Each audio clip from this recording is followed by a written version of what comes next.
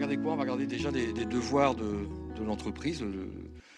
L'entreprise a des devoirs aujourd'hui, pas aujourd'hui, hein, des devoirs de formation auprès de ses salariés. On va le voir. De quel fluide on parle et puis où on en est aujourd'hui sur les formations existantes.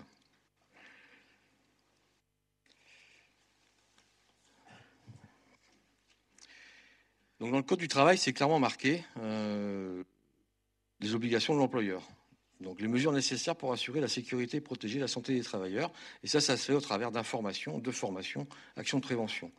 Donc c'est vraiment la gestion des risques et l'entrepreneur, l'employeur se doit de donner à ses salariés la formation nécessaire pour pouvoir travailler avec sa mission qui lui est confiée. Donc c'est écrit 2 fois, c'est présent 2 fois dans le Code du travail, donc au niveau du titre 2, article 41-21-1 jusqu'à 41-22-2. Et on le retrouve également au titre 4 sur les informations et formations des travailleurs. Donc également une autre obligation où il faut également donner des formations et mesures d'adaptation particulières. Donc ça peut s'apparenter à nos fluides frigorigènes parce qu'ils ont certains fluides parce qu'ils sont très, très particuliers dans leur emploi. Donc il y a vraiment un devoir de l'employeur qu'il ne faut pas ignorer. Si un problème arriverait, évidemment, le Code du travail n'irait pas dans ce sens-là si la formation n'a pas été donnée. De quel fluide on parle? Alors on parle des fluides alternatives, on parle des solutions alternatives, et avec des fluides frigorigènes de tout type. On a une pléthore, on a une palette de fluides, et comme ça a été dit ce matin, on aura besoin de cette palette de fluides demain. Elle n'arrête pas d'évoluer, il y a plein de nuances, hein, c'est vraiment une palette de peintre, et il n'y a pas simplement 2 couleurs naturelles et synthétiques, il y a vraiment un paquet de nuances. Mais on va vers des fluides à faible GWP, à bas PRP, on veut limiter les émissions directes tout en préservant les indirectes. Donc c'est vraiment l'objectif.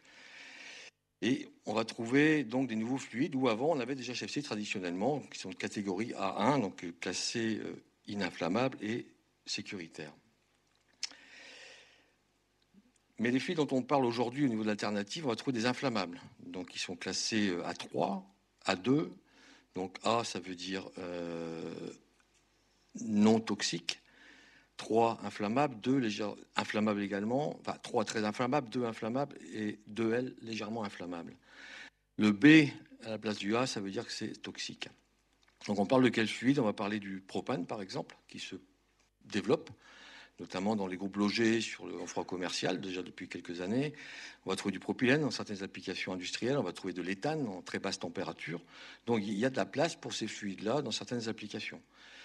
Dans les A2L, on va trouver pléthore de fluides, notamment les HFO, comme le Z2, mais on va trouver le R32, on va trouver le 457C, le 457A, un paquet d'HFC aujourd'hui qui font partie de la palette à disposition des fabricants et installateurs. Et comme ça a été dit ce matin, en fonction de la localisation, en fonction de l'application, du niveau de température, de l'efficacité énergétique recherchée, on va choisir tel ou tel fluide. Et on n'a pas, comme à une époque, pour ceux qui ont les cheveux gris comme moi, un fluide qui s'appelait le R22, où on pouvait tout faire avec, et ça n'existe plus aujourd'hui. Et on a l'ammoniac, donc qui est lui classé B2L, donc toxique, légèrement inflammable, qui lui demande aussi des précautions particulières, mais qui est un formidable fluide, encore une fois, pour certaines applications. Donc voilà les fluides pour lesquels on doit trouver des formations adéquates. On trouve aussi, j'ai oublié, le CO2, donc le R744. Alors je précise, j'aime bien appeler des fluides par leur terme. Donc non pas naturel, non pas CO2, mais c'est bien le R744. C'est pas du CO2 Coca-Cola. Ce sont des fluides qu'on dit naturels, mais ils sont aussi quand même objets de processus chimiques pour les fabriquer ou déchets de processus chimiques. Donc le CO2, lui, il est réapparu parce que la technologie a suivi. Le CO2 était utilisé dans le temps, jadis. Les niveaux de pression sont particuliers, très importants, donc ça requiert aussi une formation particulière. Mais tout ça, tous ces fluides-là ont leur application, ont leur raison d'être, leur raison d'exister. La F-Gaz, la 842-2006, la une, elle avait déjà intégré pour les HFC donc des critères de manipulation, des certifications des techniciens, des certifications des entreprises pour être à même de dire voilà, je suis valide, je suis validé pour pouvoir manipuler, je suis validé pour utiliser des HFC, et ça nous a valu de l'attestation de capacité, attestation d'aptitude, différentes catégories. Et dans ce règlement-là, il y avait aussi intégré au niveau de l'attestation d'aptitude, on demandait juste une information sans aucun référentiel. Donc il faut que le gars qui passe une aptitude aujourd'hui, le technicien, il doit recevoir une petite information sur les fluides alternatifs dans le règlement, c'est précisé dans le règlement 517-2014. Alors j'ai passé mon aptitude, moi, au mois de mai, il y a 1 an et demi. Et c'est vrai que l'information sur les alternatifs, elle est très rapide. Hein. Il y a ça qui existe, il y a ça qui existe, il y a ça qui existe. Voilà. Donc ça ne suffit pas pour savoir les manipuler. Donc nos techniciens doivent être en mesure, aujourd'hui et surtout demain, de manipuler tous ces fluides-là de façon sécuritaire, de façon également avec confiance. On ne va pas amener un technicien à manipuler des fluides alors qu'il en a peur. D'ailleurs, il y a un devoir, je rappelle, un devoir de l'entrepreneur là-dessus, de l'employeur. Donc c'est vraiment une question de sécurité des biens et des personnes et également des produits, bien sûr, c'est des biens. Mais pour mettre en œuvre cette technologie-là, c'est primordial. Il y a des formations. On n'est pas avare de formation, ça existe. Les centres de formation se sont outillés pour, et depuis des années pour certains. Donc pour l'ammoniac, pour le CO2, pour les HC, enfin il y a des formations qui existent, mais il n'y a pas de référentiel commun de compétences sur le sujet. C'est-à-dire qu'un centre de formation aujourd'hui va bâtir sa formation, mais je dirais sans mauvaise pensée, avec un référentiel qui lui appartient et va essayer de former des techniciens du mieux qu'il peut. Mais ça peut durer 3 jours comme 15 jours suivant les centres de formation. Donc il y a vraiment un besoin de référentiel là-dessus parce que qui dit aujourd'hui que la formation X est valide et la formation Z est pas intéressante. Donc c'est un domaine qui demande à être un peu encadré, enfin pas un peu, qui demande à être encadré. Donc on parle de quel fluide? On va parler donc la classe d'inflammabilité, je répète ici, donc 1 non inflammable, 2 L légèrement inflammable, 2 inflammable, 3 hautement inflammable. Après toxicité, A non toxique, B toxique. Et on va trouver des exemples, donc il y en a quand même pas mal. Hein. Donc le 32, qui demande qui se popularise beaucoup, notamment en clim, voire en pompe à chaleur, donc c'est un A2L, donc légèrement inflammable, avec un GWP, vous voyez ici deux valeurs, hein, une valeur qui est suivant le GIEC 4 et l'autre sur le GIEC 5, donc des valeurs qui évoluent, mais on ne sait pas pourquoi et comment elles évoluent, donc Jean Jouzel n'a pas pu nous répondre là-dessus ce matin. Le 454C, un fluide assez récent, également c'est un A2L avec un GWP intéressant, hein, on est en dessous de 150, donc c'est pertinent, voilà. Donc plusieurs fluides, des nouveaux qui apparaissent aussi, qui sont A1, donc qui vont permettre aussi une mise en œuvre un peu plus facile, plus aisée, en termes de mise en œuvre, mais aussi en termes de service. On a les HFO, 1234Z2E, hein, qui est un A2L, avec un GWP dans la R5 qui est inférieur à 1, mais qui dans la R6 qui remonte. Le ZD A1, donc c'est un HFO qui ne demande pas de particulière en termes d'inflammabilité ou de sécurité. Le propane A3, donc là c'est de l'inflammable, donc vraiment il faut faire attention, mais intéressant par rapport à son niveau de PRP. L'ammoniac, 0 au niveau PRP, formidable, mais il est B2L, il est toxique et il y a des précautions à prendre. Et le CO2, si on regarde comme ça, il est A1, donc il n'y a rien à craindre. Et puis en plus, c'est la référence en termes de PRP, mais il a quand même quelques spécificités, le CO2. S'il était si beau que ça, on en aurait vraiment partout. Un autre exemple, hein, des fluides, ça s'est tiré de l'étude qu'a fait le caustique, hein, donc entre A2L, A2 et A3, donc les différentes gammes de fluides avec leur niveau de GWP, soit en AR4, soit en AR6. Donc des fluides, des nouveaux fluides se développent. Les producteurs aujourd'hui travaillent et continuent à travailler là-dessus. Les HFO les plus courants, on les trouve aujourd'hui, c'est l'YF, surtout dans la voiture. Le Z2, on le trouve on en parlera un peu plus tard, dans certaines pompes à chaleur ou chiller. Le ZD également, qui lui est un A1. Il y a d'autres HFO également sur le marché. Puis ça rentre aussi dans des mélanges d'HFC. Les HFO sont également présents dans les mélanges HFC. Donc un paquet de fluides quand même qu'il faut traiter aujourd'hui qui sont légèrement inflammables et voire inflammables. Alors si on fait un petit tour, donc le CO2, alors, particularité, donc il est A1 et puis en plus GWP de 1. Mais si on regarde ses niveaux de pression, donc à plus 30, il est à 72 bars. C'est pas très commun pour les frigoristes de travailler à 72 bars. C'est pas du tout le niveau de pression qu'on a l'habitude. Hein. Si on compare, le 134, lui, il est à température équivalente, il est même pas à 7 bars quand l'autre est à 72 bars. Si on prend le R32 qui se développe, lui, il est à 18 bars quand le CO2 est à 72 bars. Donc, et l'ammoniac est à 10 bars quand l'autre est à 72 bars. C'est un super fluide, mais non, il est applicable sur certaines applications et certaines locations. donc environnement. Donc un fluide qui fait partie de la palette. Il y a un autre critère qui est important, il faut faire attention, c'est son point triple. Donc il y a des précautions à prendre quand on le charge. Donc qui plus est, c'est important de former là-dessus. On ne va pas charger au CO2 comme on charge avec un fluide HFC. On peut tout casser. Donc c'est très important de former là-dessus. Donc juste d'ordre de grandeur, c'est quand même 10 fois la pression du 134A à 30 degrés. Et c'est un fluide également où il faut faire attention, c'est en termes de sécurité. Le CO2 il est inodore, incolore bien sûr, et plus lourd que l'air. Donc une ambiance assez petite peut se trouver très rapidement, une ambiance, on peut se trouver en anoxie sans réaliser que ça arrive et tomber dans les pommes et disparaître. Donc il y a des vigilances particulières à avoir sur le CO2. Donc ça, on prend des précautions, on ventile, on détection de fuite, etc. Mais c'est pas un fluide rose comme on peut des fois l'entendre de ce côté-là, mais c'est un fluide intéressant. L'ammoniac, c'est un petit tableau tiré de nos fiches. Il y a des fiches en libre service et ils sont également téléchargeables sur notre site. Donc la formation ammoniac, elle est obligatoire dans la réglementation ICPE. Donc les sites ammoniac pour certains sont soumis à l'ICPE, d'autres pas. Donc en dessous de 150 kg, ils ne sont pas ICPE, au-dessus, ils le sont, soit en déclaration contrôlée, soit autorisation.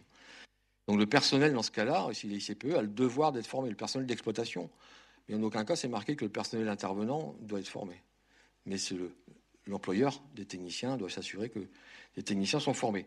Et ils le sont. Les sociétés qui font de l'ammoniac depuis des années ont d'eux-mêmes formé leurs techniciens avec un programme qui leur appartient pour gérer ce fluide qui présente certaines dangerosités. Mais là, encore une fois, formation obligatoire, mais pas de référentiel harmonisé sur le sujet.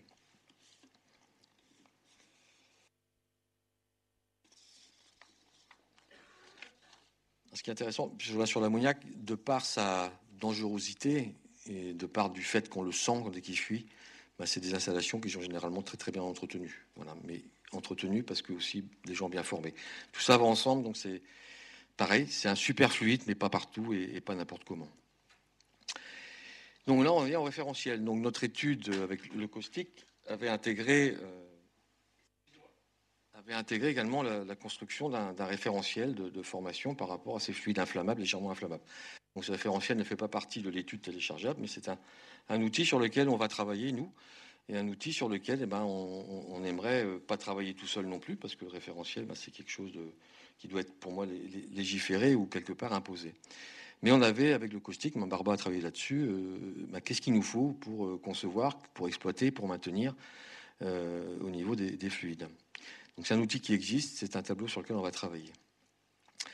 Il y a un autre référentiel intéressant, c'est la EN 378-4, donc c'est une norme donc volontaire d'application, dans lequel on va trouver des exigences au niveau sécurité environnement, au niveau maintenance, réparation et récupération. Donc il y a 2 annexes qui parlent de manipulation des fluides frigorigènes et stockage, et annexe E qui parle des lignes directrices pour les réparations. Donc on va trouver des informations pour les manipulations de fluides. Donc c'est intéressant. On a aussi une norme quant à la compétence du personnel, la 13313, qui peut être une référence intéressante.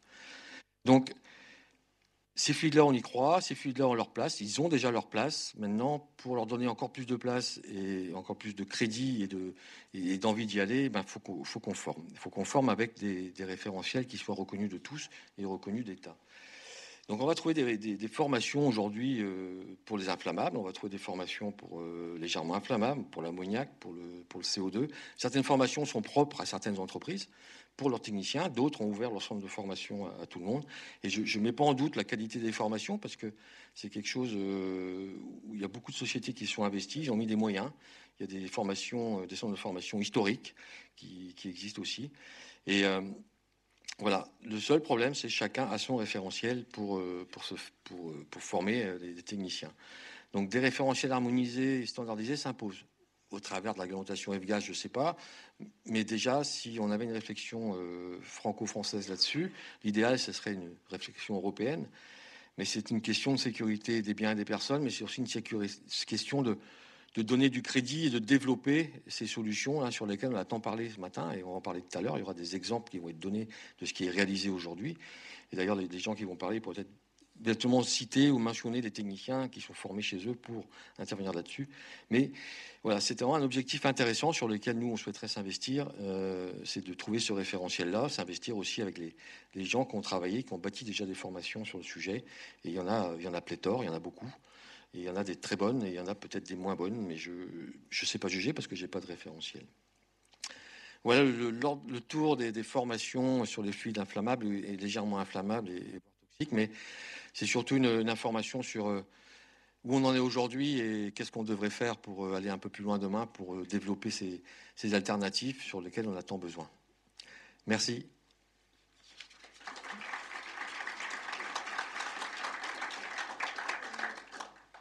Si vous avez des questions, j'ai oublié un commentaire. C'est voilà, il faudrait que si on construit un référentiel aussi que l'éducation nationale prenne le navire en marche.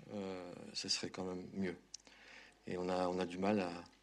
Il y a une inertie. Ça avance à son rythme, et ça avance à son rythme depuis trop longtemps. Et voilà, nous on est ouvert aussi à accueillir et d'autres parmi vous ici accueillir aussi l'éducation nationale pour accélérer le mouvement là-dessus. Et je pense que c'est primordial pour le futur. Si on veut atteindre ce zéro carbone avec des solutions alternatives, c'est pas le Saint-Esprit qui le fera, c'est parce qu'on aura des gens qui seront confiants à manipuler, des gens qui seront intéressés à concevoir, des gens qui n'auront pas peur d'installer du propane quand c'est possible, des gens qui n'auront pas peur de mettre de l'ammoniac quand c'est possible, des gens qui n'auront pas peur de charger avec un R32 et des gens qui seront informés que attention, il y a un problème parce que c'est A2L.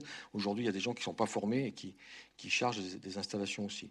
Donc pour moi, il y a un sujet crucial à apporter là-dessus. Voilà, je suis ouvert aux questions. Aujourd'hui, si vous regardez les catalogues, c'est variable. Ça peut être 3 jours, ça peut être une semaine, ça dépend où va le critère aussi recherché. Et aujourd'hui, ça appartient beaucoup, si on regardait les centres de formation cités, c'est beaucoup aussi d'installateurs, d'opérateurs qui ont carrément créé leur centre de formation. Leurs centres de formation sont ouverts au public, mais sont aussi à l'origine créés pour leurs techniciens, justement parce qu'ils avaient le devoir en tant qu'employeur de former leurs techniciens. Donc les formations, la durée varie beaucoup. Oui, bonjour, Thomas Michino, EPTA Réfrigération. Il y avait une question par rapport à la formation qui était liée à l'obligation d'analyse de risque quand on manipule des A2L ou des A3, de savoir déjà qui était responsable de réaliser l'analyse de risque et si dans le programme de formation, il fallait insister aussi sur la façon de la rédiger et comment être capable de la faire, parce qu'il y a des guides qui existent, mais c'est assez compliqué à mettre en œuvre quand même.